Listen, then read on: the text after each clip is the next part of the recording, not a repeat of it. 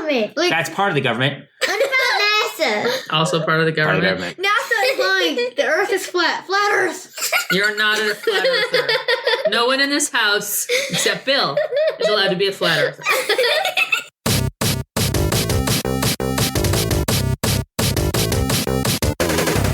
This is Unpause It, a podcast by a family of geeks. I'm Lady Disdain, and I'm 43 years old. I am the sauce underscore, and I am 11 Underscore the data bytes. Faulty one. I'm Furious Girl, and I am 9. We are kicking off our next episode of this podcast, and we have just watched Thor: The Dark World, which is Thor 2. One of my least favorite. Well, the ratings are to the end. Ratings are to the end. I mean, hey, if you want to let people know right off the bat what you think, that's cool too. Totally. You're not a fan. You're entitled to your opinion, for sure. The end. I just want to postscript that he may not be a fan. He sure laughed a lot through the whole movie, as did we all. Was engaged. And also a giant ice rat one. Yeah, that was fun. He kind of frolicked through that square in London at the end. It was a little frolicking by that animal, but yes. All right. Well, as we begin Thor: Dark World, this is continuing our Avengers series of reviews, and we are moving our way up. What are we moving and counting down to? What movie? May 4th, 2018. It has a big blue-purple Avengers. banner. Oh, gosh. You failed. No, we are counting down to have the entire MCU reviewed and podcasted from our family before Avengers Infinity War. Right. Yes. Dun dun dun. Wait, So, Giorgio, what's your screensaver on your laptop? Han Solo. who's your favorite Star Wars character? Han Solo. Who's the pilot of the Millennium Falcon? Han Solo. Who shot Greedo first? Han Solo. Greedo. Who shot Han first? Solo. Greedo shot. Take that, George Lucas. Can't change Wait, no. it fast. Palpatine shot first. No. Anyway. Pure logic. So, Let's circle back to what we're actually talking about, which is Avengers stuff. So, Thor: Dark World. We're going to move on down through this movie. And first of all, the Databytes is going to give us some information about the general cast and such. Databytes.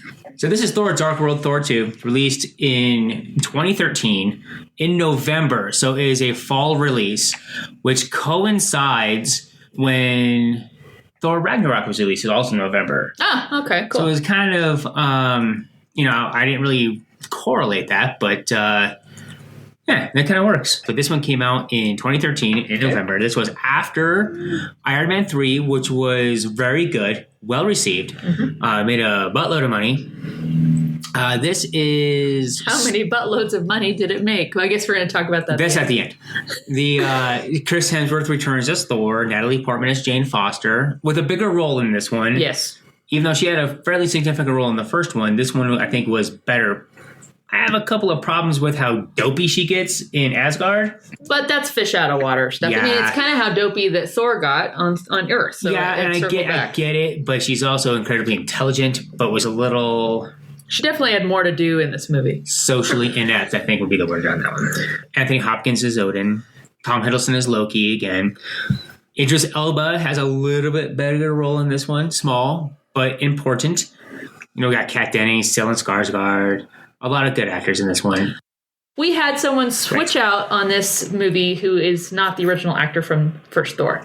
Right, so it's not the first recasting in the MCU, but a minor character, which upsets some fanboys. But I really didn't care. He did a good job. It was a good character. I didn't tell the difference. He looks slightly different. He had less of a coif, if you will. I mean, I think in the first movie, I'm like, wow, that looks like a wig. His laugh was a little bit better in the first movie. Like the first actor was still ladies' man. Yeah, but no big deal. I think some of the best parts are Stellan Skarsgård's character, who returns as Dr. Selvig. Mm-hmm. So he's integral in Thor, in the Avengers, and now in this. So we're tying everything together. But that is as far as the movie specs. It's directed by... Get your magic in order. I know, Alan Taylor. Directed a lot of television. Okay. Several Game of Thrones episodes, things like that. Oh, we got some GOT fans probably listening to this. So never seen it. too much sex and dying for my tastes. I donated blood this last week, and they were talking about people who are, I'm scared of donating blood. I'm like, do you watch Game of Thrones? Then stop. Because there's so much blood and gore in Game of Thrones. Give me a break. Let me go do around the table a little bit. Furious Girl, was there a particular character that you favor in this movie? In Thor Dark World? Loki, when he turned into Captain America.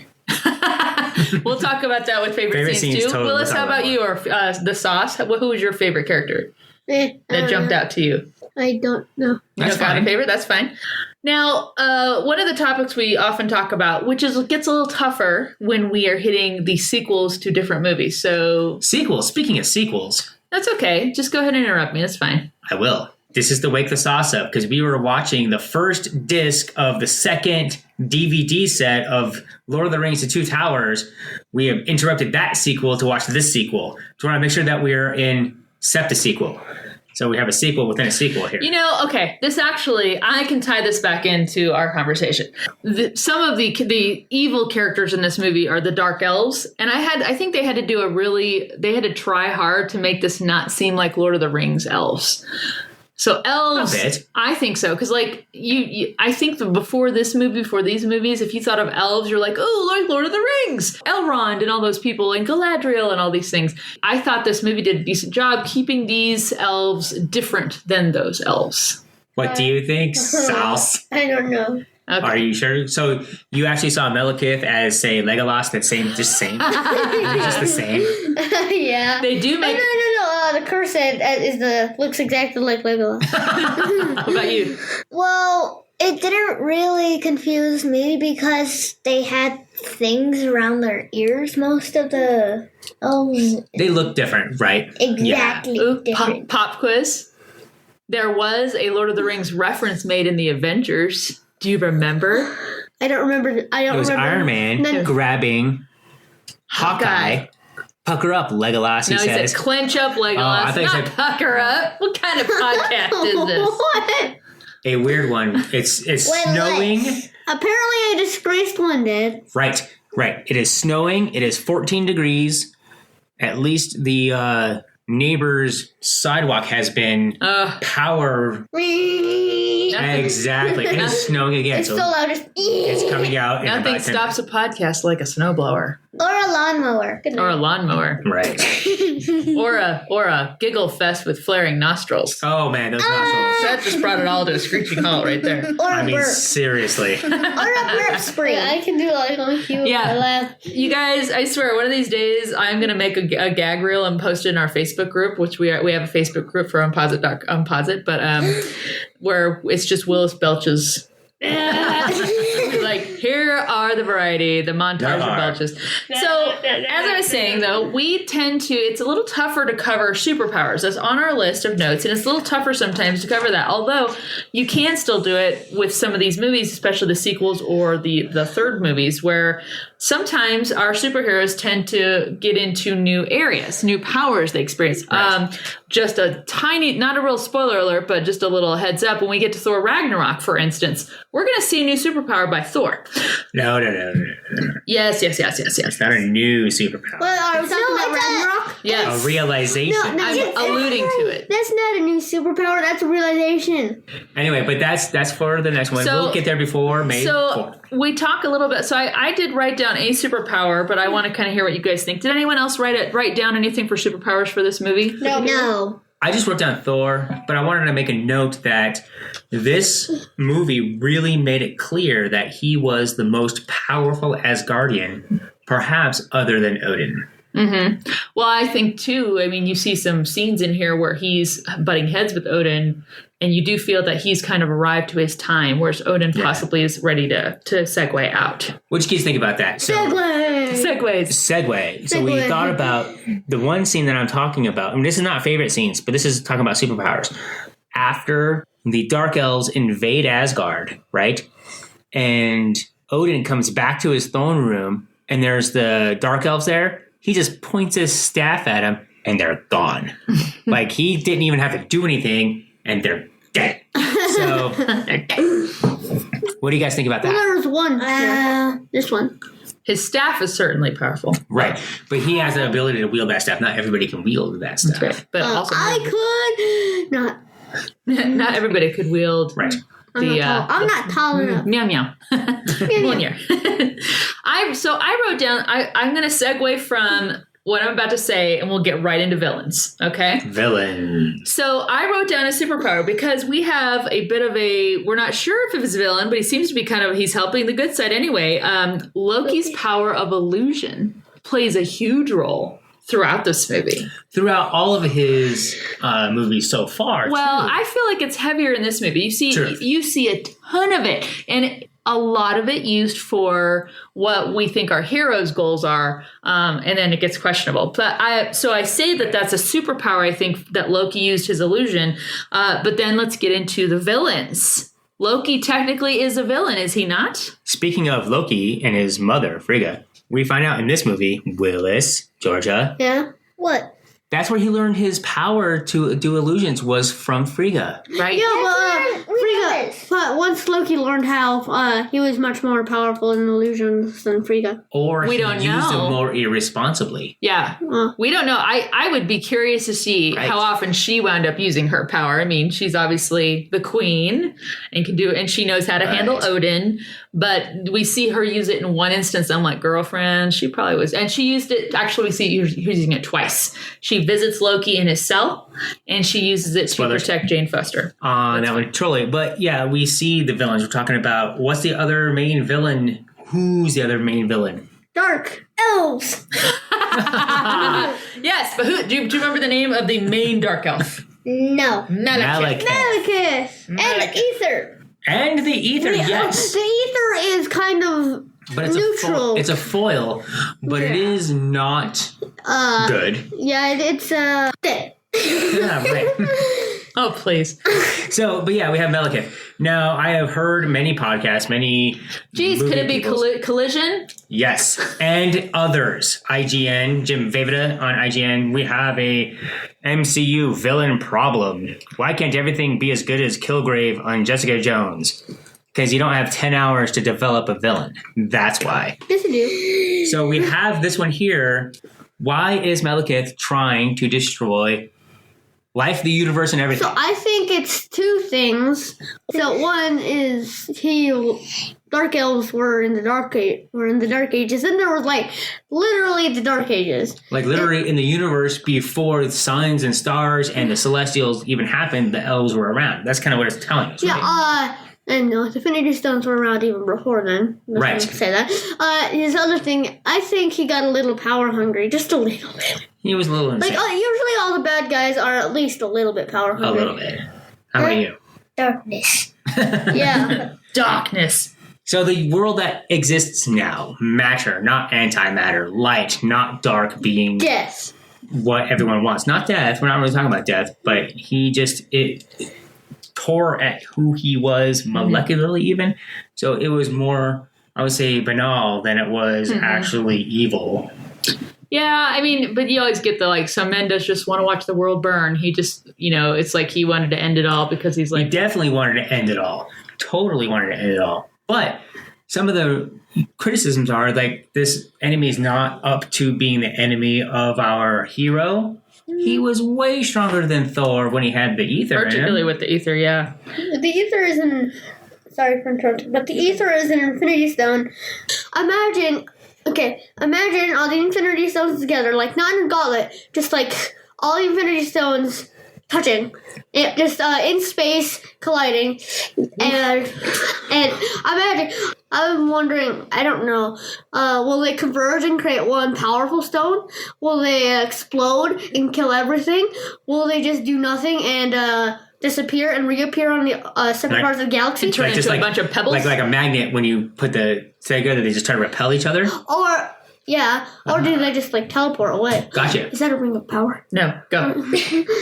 As the sauce was saying, they would probably come into one stone, and if that stone touches anything, it'll explode. If someone powerful enough to wield it, and I don't even know if Thanos would be power enough to wield them all bare hand. Without the gauntlet, maybe. Just reach out and grab a stone. If someone was powerful enough, they would be unbeatable. Not even an army of which we're Times going to 100 find. Hulks. Which Well, we're going to get to in I think we're a Infinity little War, off for sure. topic too, but Yeah. That doesn't matter. We did a whole mini pod on Infinity Stones. Right. Let's leave that behind. but Villains. this is the reality stone. Yeah. That's all we got to But say. also, let's talk about Malekith had his sidekick, the guy he kind of imbued with this like almost Hulkish superpowers. That guy was tough. I The don't remember Cursed. his name. The Cursed. That's his name? That's what he becomes. So whatever his name was in before this cursing stone is activated, some sort of technology. And that is not to be mistaken with an Infinity Stone. It was just No, no, no, no. Dad, Yes. I'm interrupting you, but it might not be technology. It might just be like a He thought magic. Really, He thought like a- magic. Well, kind- okay. or So just a like but listen, a really remember- rare rock. we're going back something. to the original Thor.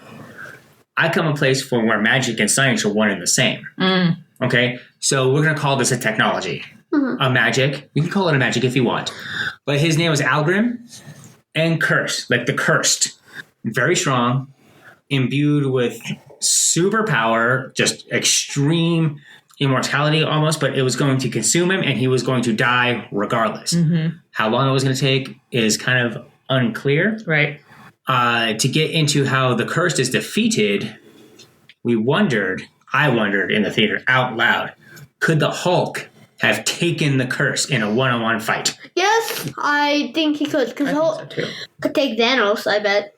Well, we don't know. We don't know yet. I bet him. Hopefully we find out. Now, do you think that, I'm not going to go too spoiler, the weapon that kills the cursed could have killed or would kill? Curious Girl, do you want to describe what that weapon is? That little grenade kind of thing they do where it like sucks things into a... Maybe I just explained it. Implosion grenade. I think you just explained it. Yeah. The implosion grenade? So Loki almost gets sucked into one. What kills the lead elf is his own ship. No, not the lead elf, but the cursed. Remember the... Well, no, she's talking about Malekith. His ship Malekith, falls on right. his face. Right. Right on the face. So, all right, any other villains? We've talked about Loki. We've talked about the Curse. We've talked about Malekith. Sauce. I would like to comment that the implosion grenade probably could do some damage to Hulk, but you can't really kill a Hulk, can you? We tried. He's tried. You can try. Nobody's been successful. What would happen if you? I'm pretty could sure we're kill a going to Hulk? find out. Yeah, what would happen if he could kill a Hulk? Would we just lay there, turn back into Banner, then that Banner would die, and a new Hulk would? But if his entire entire molecular structure was sucked into oblivion, would he just be ceasing to exist? I don't know. No, because when Banner tried to kill himself because of Hulk, he shot a bullet into his mouth, but Hulk spit it out. That's right. So he can't commit suicide. But an implosion grenade is not a bullet. Exactly. I know. But it won't work. I think we'll find out. We don't know. So we have Malekith. I think he's a pretty good villain, actually. Maybe a little unexplored. I think so too. I think I would say if there was a fault in this movie about the villains, I feel like they had to spend so much time on Jane Foster and on Loki and Thor, and they spent a lot of time on that. You didn't get a ton of exploration into Malekith. I mean, Right. you did get.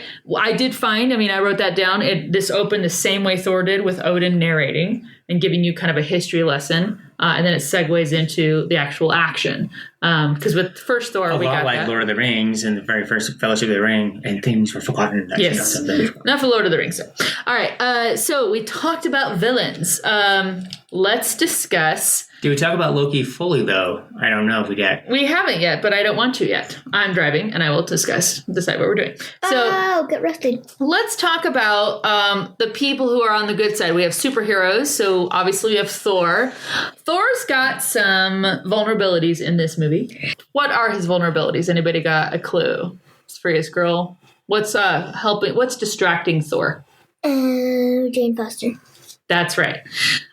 So you do get a very different Thor than we started off with in the first movie of Thor, where first movie he was like, I want to go to war, I'm going to fight, I'm really upset. And then I want to go like eat a lot and drink a lot and do things. And then in this movie, he's like not celebrating. He's fighting seriously. He's taking his job seriously. But even, did you guys catch that? Where his dad's like, dude, listen up.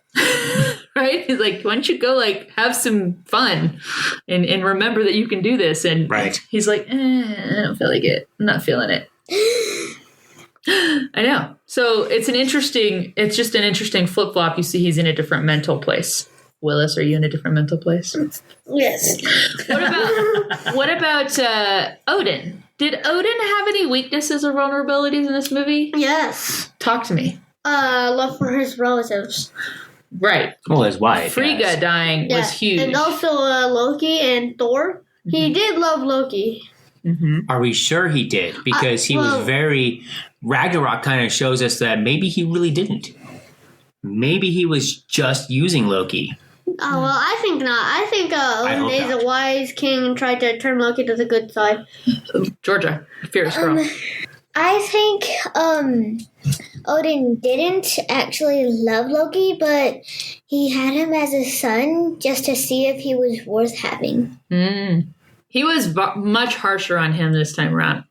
So you guys brought something up interesting about, Will said, well, Odin is kind of good king. I feel like part of this movie does line up what you learn about Odin in Ragnarok, because He's flawed. One line that Loki tells him, he's like, I just wanted to be a benevolent god, just like you. And he's so sarcastic with it. We're like, what do you know? What do you know about Odin, and what do you figure about him? And again, Loki, you guys, look at Loki. He has a whole tainted view of all, like, you dropped me into space. He's like, no, guy, they tried to save you. It's fine. What do you got, Willis? I think that Loki kind of something deceived him into thinking, you dropped me into that giant toilet space hole. He's a bit rejected. Yeah, and I think that Loki learned some of history that we find out in Thor Ragnarok about Odin. Just some, maybe. I That's why it's like, what do you know about him? I do. I do think also one of the weaknesses I said about Odin is that he becomes, and even they say it in the movie, he's blinded. He's blinded by his grief and his rage. And he's like, no, we're just going to fight when they show back up. Whereas Thor is, I believe Thor's having a bit more of a kingly perspective, saying we have to get the danger away from the people at large, and let's go. There's a different way to approach this, and Odin's not hearing it, so he has to engage the help of another primary character fighting for good in this, which is Heimdall. Right. However, to back up one half a step, yes, it's alluded to that Odin knows about the Infinity Stones. The mid-credit scene shows that they did know about Infinity Stones, that the Ether became an Infinity Stone in the mid-credit scene. Well, he tells Jane Foster about the stones. He knows about the stones. Right. Doesn't really show that Thor is really learned in that lore and what they are and really tied into that. If he was going to be more forthright and say, hey, this might be an Infinity Stone, we need to keep this under guard because this could destroy everything. Maybe then Thor would have changed his tack. To not threaten, like, oh, well, let's go, just give it back and I'll destroy it. Had he known it was an Infinity Stone, he'd be like, oh, no, I can't. Right. And Odin would be like, yeah, how are you going to destroy an Infinity Stone, something that is not destroyable? So I'm not sure he knew that the Ether was an Infinity Stone until after Malekith had died and they recovered it and then maybe studied it and did some tests or research on it. So I think in the story of this movie, it fits, but had Odin been more forthcoming and not so secretive. You guys thinking forward, we'll talk about this in Age of Ultron. Thor does have a bit of an awakening.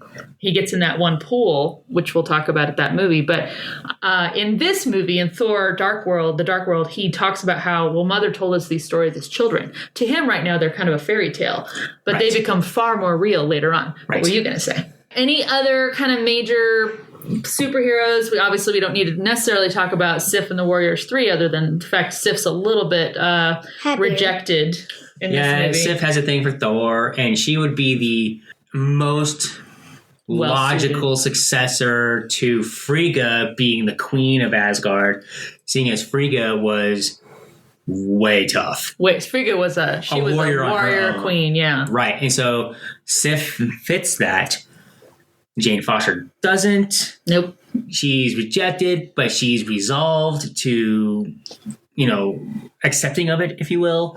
Other than that, the Warriors 3 had good parts. Certainly were very small parts again.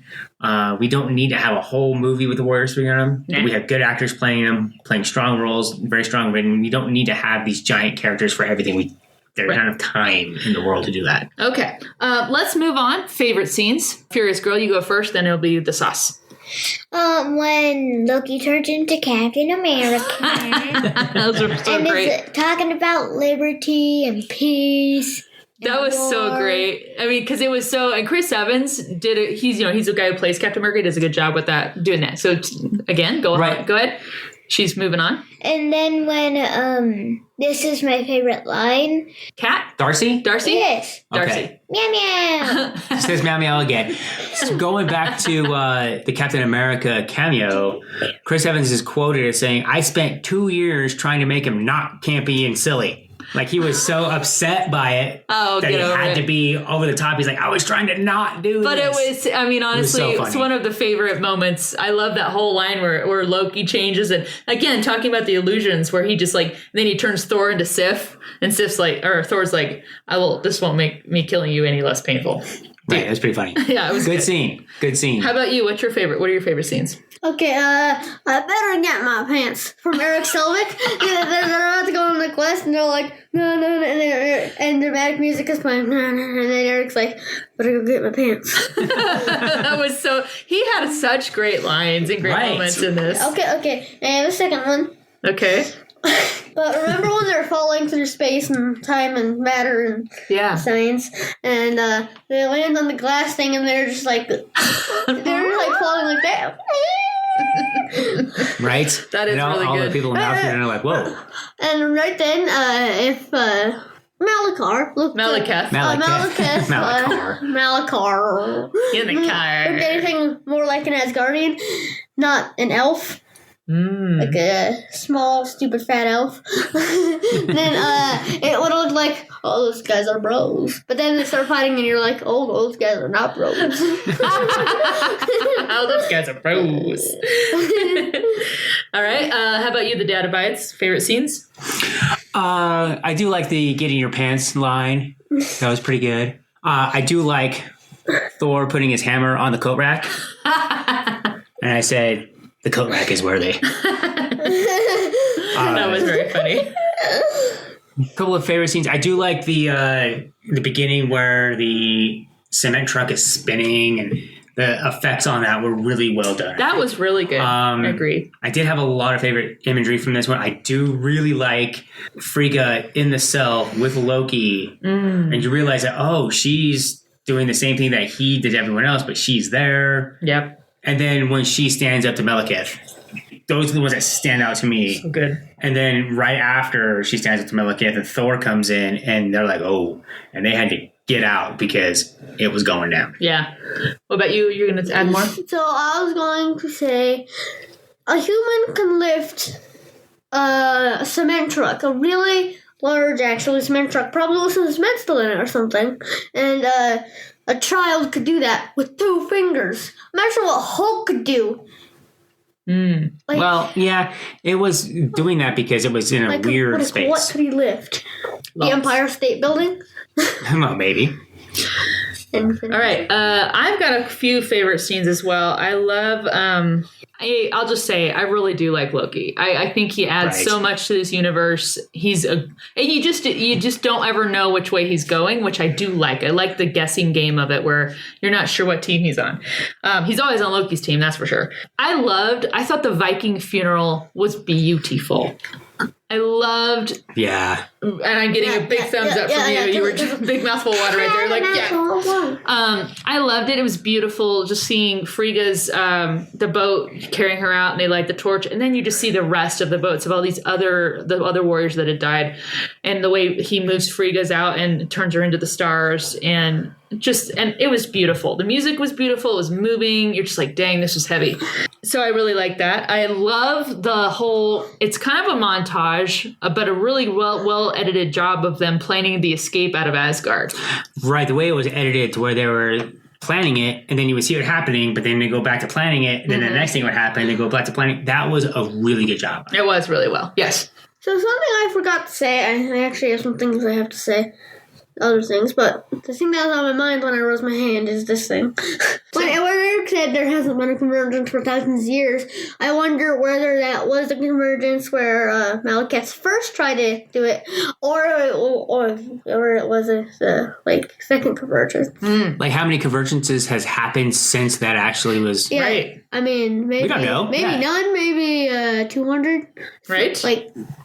How old is Boar? Right. All right, Stan Lee cameo. I heard someone during the Stan Lee cameo say right out loud what she thought of it, and that would be you. What did you think of Stan Lee's cameo in this one? 10. 10 out of 10. I put a smiley face. It was a very Can well I have done. my shoe back? It It's the was. second best Stanley cameo I've ever seen. I like it when they're short and you see him. You actually know it's coming. Like you see him, and you're like, Stan Lee. And then then the next little cut, then he says something. So you're like, okay, it was short. He wasn't anyone famous. He was just in the room, and you're like, ha ha ha ha, and He's you in move on. prison. Yep, he's in a mental asylum.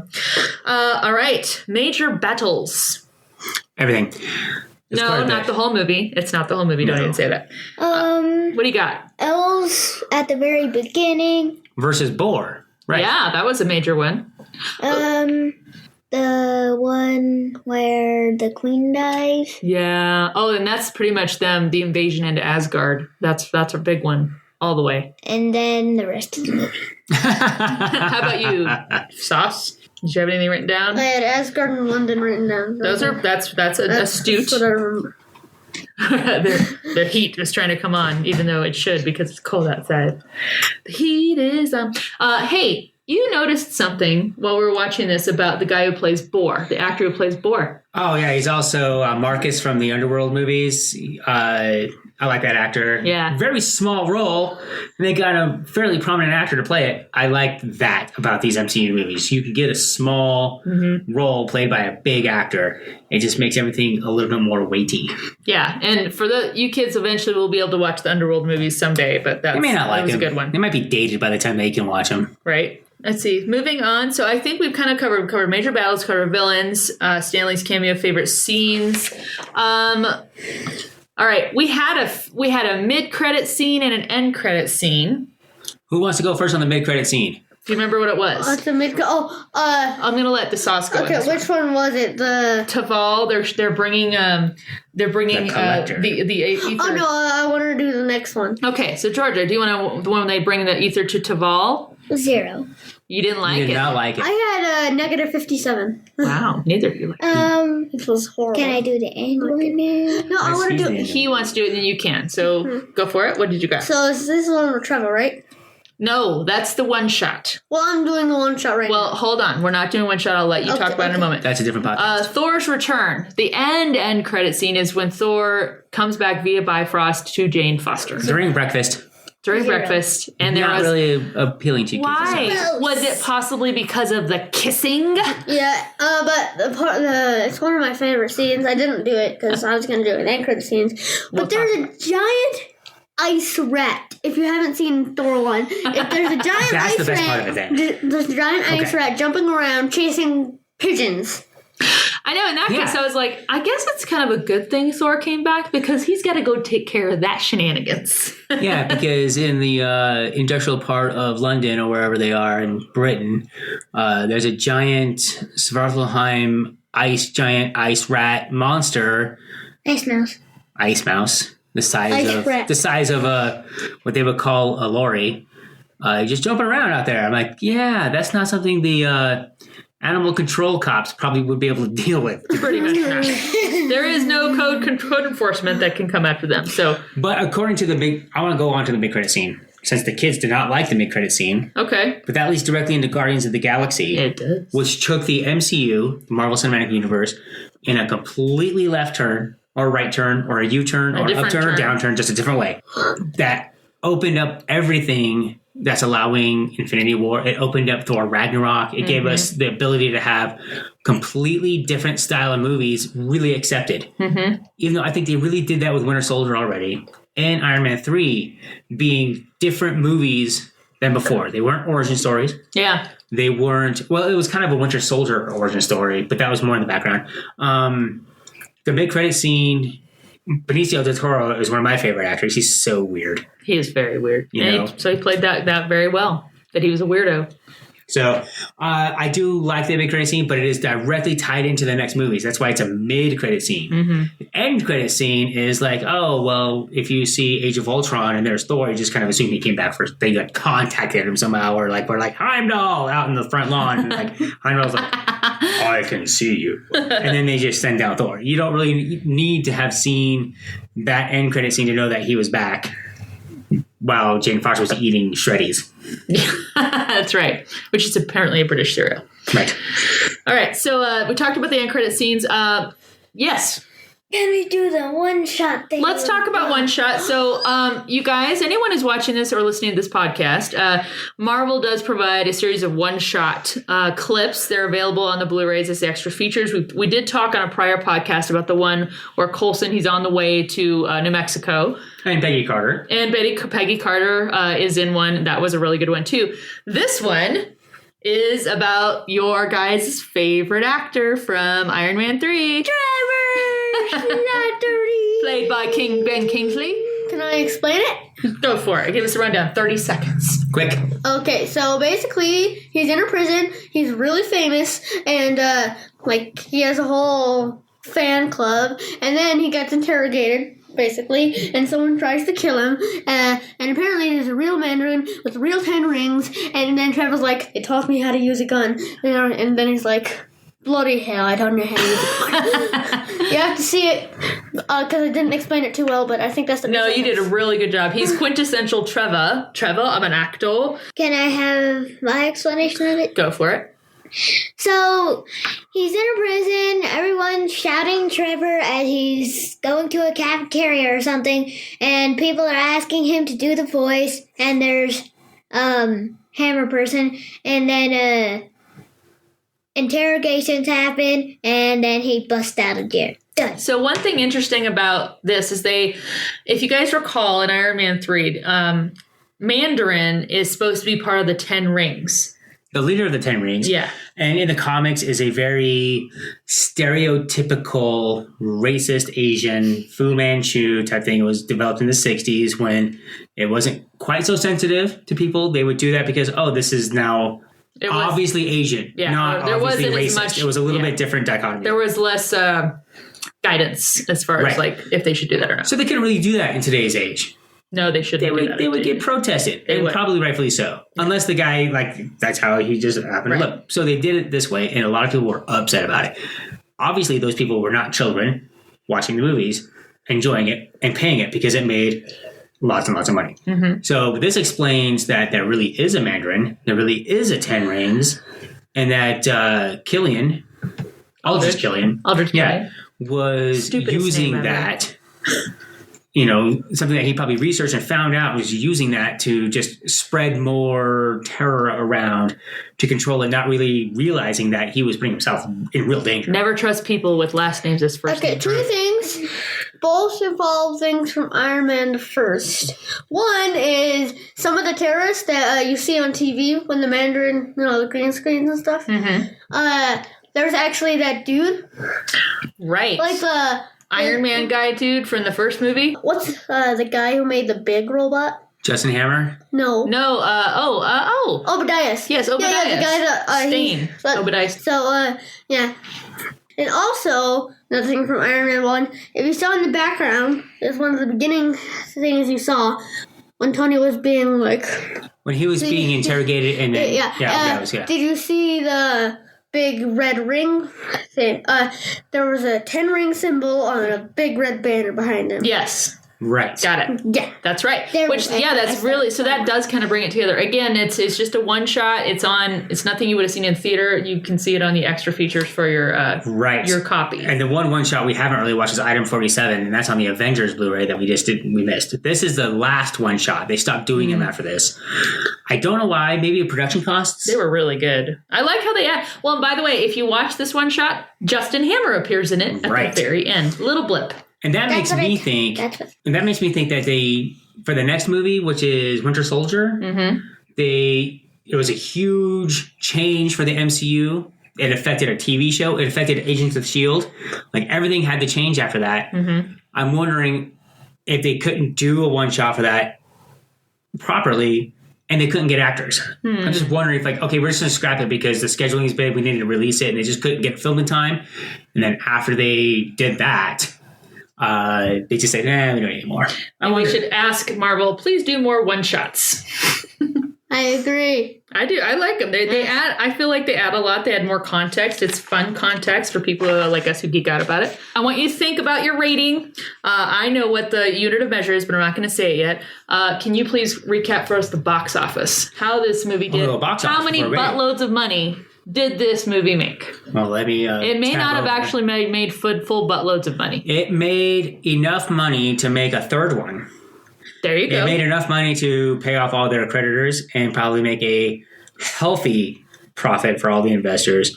Opening weekend, it was $85.7 million. All right. $206 million for domestic United States box office. And around November time, this is before Star Wars came out in December. That was a big risk. Nobody really goes to movies in the wintertime for these big blockbusters until Star Wars made $2 billion worldwide. So it was kind of a weird thing, but it made $644 million worldwide. That's pretty good. That's budget of probably about $200 million, $300 million, so it made money. It did. It made millions, hundreds of millions of dollars. $85 million worldwide, though. I mean, for the $85 million for the opening weekend is not huge, not small. Don't really getting into drop off and things like that, but it means that a fair amount of people saw it. But then it only made another $120 million after that in its run. People didn't go back to see it again. Yeah, that's kind of a weird thing. Some other technical specs were not. Go for it. If you can do about a minute. In 2013, Pope Francis was elected Pope. Okay. Oh, you like to give the context. Barack Obama started his second term as president. Okay. Margaret Thatcher, that saucy minx, passed away. Aww. Some other things. Edward Snowden dropped the hammer on the NSA in 2013. Gotcha. It was a big year. Just kind of perspective on context of what happened in that year. 3 things. All right. I had like 6 options for what I could pick. I was like, are there even 6 things in this movie? Yeah, there's tons. There's like 15. So the unit of measure for us to rate this movie, each of us, is death threats to Loki. Oh, good one. Because that's a good one. As he's moving through the castle, as Thor is using him to help bust things out, every single person he comes across is like, if you betray him, I will kill you. If you betray him, I will kill you. And at the end, he's like, you'll kill me? Evidently, there will be a line. So death threats to Loki is your unit of measure. Furious Girl, how do you rate this movie? 9.1 out of 10 death threats to Loki. Goodbye. That is really good. I will interject. Yes, she is very stingy with her numbers. She is stingy with her numbers. That's a good rating. They've been Marvel. You've been doing a better job by way of Furious Girl as we get farther into the universe. So yes, I didn't actually give it a number rating, so I think of one now. We need a number rating because I need to give an average on our website so people know. Yes, so it's like I did meh, so meh. 5.2. Okay, that works. 5.2 out of 10 is a meh from you. That's fine. I think it would be less, like 5. So if you had to... all the kissing during the end battle scene because there was a lot of kissing. If you had to that's 0.1 half. If you had to threaten Loki with death, you'd be kind of like, I might kill you. Meh. Yeah. Whatever. Yeah. It'll be like, hey Loki, meh, might kill you later. That's I right. don't care. Dad abides. What did you rate it? A flat 8. 8 out of 10 Loki death threats. Loki death threats. And not to be confused with Loki giving death threats. But no. Death threats to Death Loki. threats to Loki. Yes.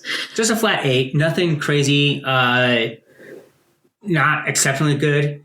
Yeah. But then rewatching it again and with perspective of going through in order and having seen it before, and I mentioned this earlier, it's not Iron Man 2.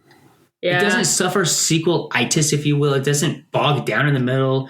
It doesn't have any weird editing issues. It's a solid movie. Mm-hmm. Malekith, maybe it would have been cool to have maybe a longer explanation of why the Dark Elves wanted the Dark Universe to exist. But then I guess we could just go read the comics. Could. To that point, though, that was sacrificed because that was originally in the screenplay, they sacrificed that time to bring Loki back into the movie because Tom Hiddleston was not going to be in the movie. So they did. That They would did have a good tanked it, thing. I think. All right, and I rate this movie. I give it.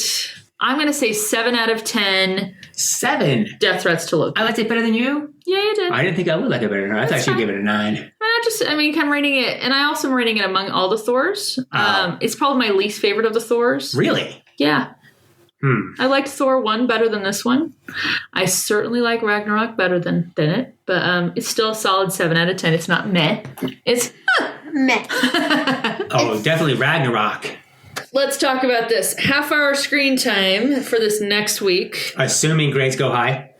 I think they will. We're assuming that is going to happen. I'm We're just going to say you're going to grant me for this, so I'm done. No, you're we're not. assuming that the work that you've put in will be rewarded with higher grades. Furious Girl, what's your half-hour screen time this week? Balloons Tower Defense Battles 5.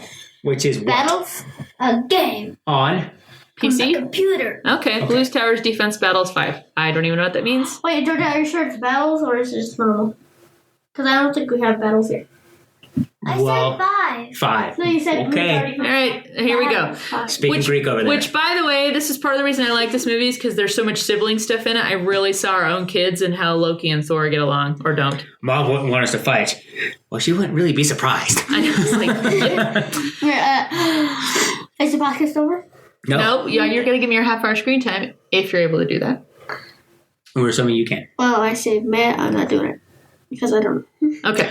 I'm assuming it will be like Minecraft or All right. something like that. Probably not. What is our next movie? We're talking about Captain America, Winter Soldier. The Winter Soldier. Who's driving that one? I will drive that one Okay. because, spoilers, that's my absolute favorite MCU movie. Yeah. Told us that in the introduction podcast. but- Okay, yeah. okay, I'm out. I'm not hiding this. Yeah. I think it's the best one. I think it's the best well done one. I think a lot of people share that opinion, but Sure. as of right now, that's what's great about this whole thing is as movies come out, Captain America: Winter Soldier is still really tops, but you never know, it could get displaced by another movie. Probably not Black Panther. Ragnarok is close. It doesn't displace it. I'm thinking maybe Infinity War can displace it. Follow us on Facebook, Twitter, or YouTube, and visit us at unposit.com.